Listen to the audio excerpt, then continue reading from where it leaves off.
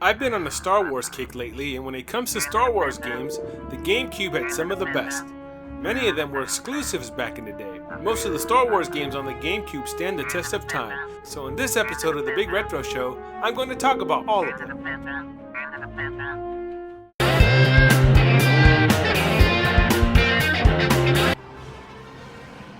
We kick things off with a doozy of a title in Rogue Leader. And man oh man, does this title bring me back to the good old days when gaming was really good.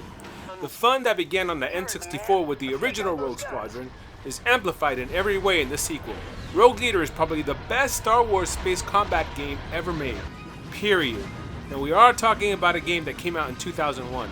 Sure, there were games that came out later that came close. One of those is on this list, but nothing compares to the initial feeling I felt when playing this game and piloting space fighters such as the X-Wing and B-Wing fighters. It was all so impressive back in the day because nothing like it appeared on any other system. Part of the reason that this game is so good are the controls. There's something about using the epic GameCube controller and piloting the ships. The controls are quite responsive and it makes the experience a lot more fun. In Rogue Squadron, you take on a variety of missions where you are taking on the Empire. Each mission has its objectives and you earn medals depending on how well you do in them. This adds instant replay value to the game and it makes you want to play until you get that awe-inspiring gold medal. It's such a sense of accomplishment. The other thing that makes this game so magical are the graphics. They were top-notch at the time and sure, they have aged a little, but in playing this game for this review, I didn't seem to mind that. The sounds in this game include a lot of the music and sound effects that are found in the movies, and it's all so immersive. You actually feel like you are battling on Hoth, and it was probably one of the first times that I truly felt this way in a Star Wars game. While in some of the missions you play as Luke Skywalker, many of the missions feature Wedge, the other pilot in the Star Wars games, which I don't mind because Wedge was such an awesome pilot. Some of the game's levels are ripped straight out of the movies, while others, like this mission where you must help a bunch of prisoners escape in the slow but heavily armored Y-Wing fighter, are made up. In all, anyone who grew up playing Rogue Leader knows what I'm talking about, and if you didn't and are a fan of Star Wars, you can't go wrong. I think this game needs a proper remake. Why not? They seem to be remaking other Star Wars games these days, and this one is a natural fit. Did I mention that it never made it to the Xbox or PlayStation? No sir, it was a GameCube exclusive. I've been looking for an excuse to play Star Wars Bounty Hunter, and now I have one. I remember hearing about this game back in the day and not hearing good things, so I kind of avoided it. But I wish I wouldn't have, because this game is pretty good. I love games in the Star Wars universe that let you be characters that aren't really considered a hero. I'm still waiting for a game that lets you be Darth Vader again like you were in The Force Unleashed. Well, at least for one stage, that is. In Star Wars Bounty Hunter, you play as Jango Fett, and the game takes place prior to Episode 2. You are hired by the evil Count Dooku, to find a mysterious Komari Vosa, who appears to be the leader of some group that's trying to take over called the Bando Gora. I don't know. The story is a bit out there, but who cares? You get to be the badass Jango Fett, and that's all that matters. This game is very much a 3D run and gun with copious amounts of platforming set in the Star Wars universe. I'm not too sure why this title didn't connect with gamers back in the day. Sure, the game has some jank here and there, mostly with the platforming, but overall it's a solid Star Wars experience. Probably the game's most frustrating aspect is its platforming. You start the game out without your signature jetpack, and once you get it, the game gets a lot more interesting. But not always in a good way, because while you can be a killing machine in the air with your jetpack, you will need it to get to previously inaccessible areas. This all sounds well and good and all, but the jetpack controls are a bit wonky. To climb and get some elevation, you must hit the L button without pressing the control stick.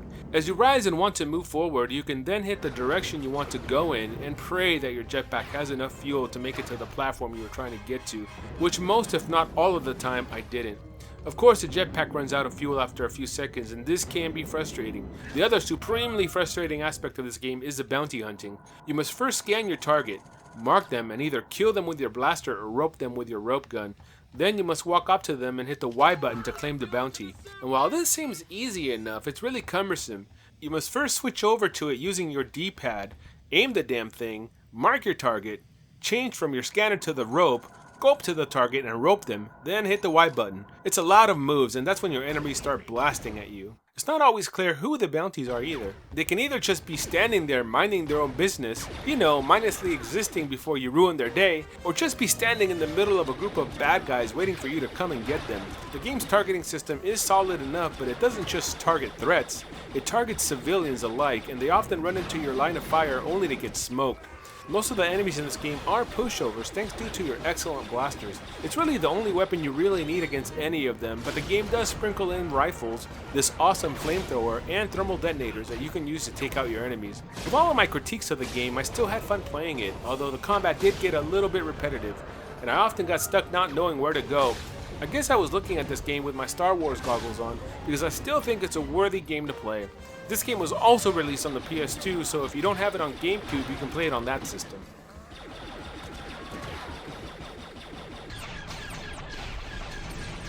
I have to say I was having a tough time putting the controller down while playing this game. I also have to say that I was pleasantly surprised with Star Wars: The Clone Wars because I had never played it and I didn't care too much for the first 3 episodes of Star Wars. But this game takes everything that is good from the vehicle combat games such as Jedi Starfighter and amps it up a bit. In Star Wars: The Clone Wars, you are put in several vehicles of the Episode 2 era in scenarios that skirt the Attack of the Clones movie. The missions consist of taking out outposts, defending convoys, and transporting and rescuing Jedis and clone troops. There's nothing that we haven't seen here before, but this is one of the games that did it first. Much like the first game in this episode, the game's controls are very good and it has a lot to do with the GameCube's excellent controller. It ranks in the top 5 of my favorite controllers and the game makes extremely good use of it. The game lets you strafe with your left and right buttons. There's a boost button and a primary fire and secondary fire button to round things out. You can also switch camera views, but I never did. I like playing these type of games in the third-person viewpoint. Each mission has its primary objectives, much like the Rogue Squadron game, and you are given a handful of bonus missions to achieve, adding to the replay value. I almost never achieved all of these, maybe 1 or 2 per mission, but it makes me want to go back and play some more to try to achieve everything. While the music and sounds of this game are top notch, they use different actors other than the ones that appear in the films, and it comes off as cheap. Mace Windu should never sound like this, and only one guy's voice will do. Use attack pattern theta. Keep it loose, split their line of fire. While most of your time with this game will be spent in vehicles, there will be moments when you step out as a Jedi and take on enemies. I have to say that these were my least favorite parts of the game, as the Jedi controls a bit clunky. Again, I wasn't expecting too much from this game and thought it was a good throwaway Star Wars title, but I was dead wrong because this game is quite awesome and you should play it at least once.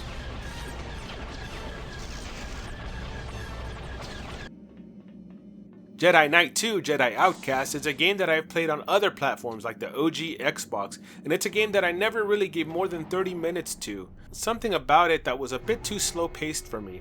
Anyhow, for this episode I got to play it for much longer, and while it's not my favorite Star Wars game on the GameCube, it has its moments. Jedi Knight 2 is a first-person shooter in which you take on the role of Kyle Katarn, the hero of the very first Star Wars first-person shooter called Dark Forces. As Kyle Katarn, you are sent on a mission along with Jan Ors to investigate an Imperial space station to search for intel and signs of the enemy. Little do you know that the outpost is occupied by Imperial forces, and well, it's up to you to murder them. The gameplay is very much like most first-person shooters, except that it's set in the Star Wars universe, and it's a bit clunky on the GameCube. Each weapon has a primary and secondary fire, and later in the game, you can use force power as well as a lightsaber. You can also pick up and use thermal detonators and health packs, as well as shields that help you get farther in the game. Alas, I didn't get very far in this game because the levels are ultra long and I kept dying. You have to save your progress often in this game, so if you die, you don't have to restart the level from the very beginning. You will be doing a lot of searching for switches and grabbing keycards to open doors, finding secret rooms and wiping out stormtroopers and their commanders. There is fun to be had here despite the controls. The game does this auto aim thing and I'm not sure if it hurts or helps. On second thought, I think it does help because the game's controls are not as responsive as I'd like them to be. As I mentioned before, each stage can be quite long, especially if you don't know what to do next, which is often. The game could have benefited from a minimap or compass or something. At any rate, this is yet another game on the GameCube that carries a Star Wars license, and if you are a die-hard Star Wars fan, then you might want to check this one out. Any Star Wars GameCube episode wouldn't be complete without talking about LEGO Star Wars. I know.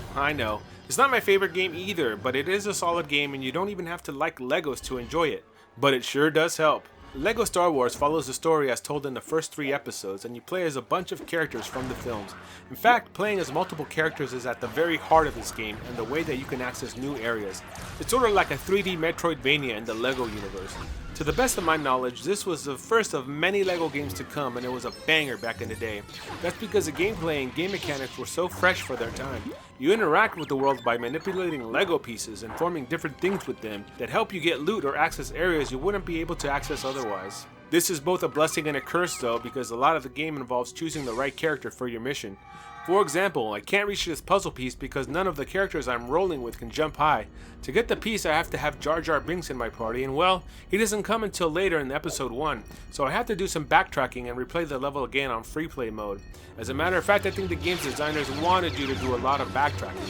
As any completionist, which these LEGO fans tend to be, will want to collect every last LEGO piece and find every last puzzle and hidden area, or they won't consider the game finished. And therein lies my problem with the game, and why I never finished it back in the day. There's just too much to collect and do, and I absolutely hate picking up LEGO pieces, both IRL and in the game. That being said, this is a fairly action-oriented game that will keep you on your toes for most of the game.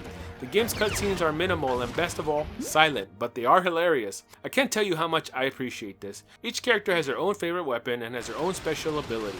Part of what makes this game so cool is that you can play couch co-op with a friend.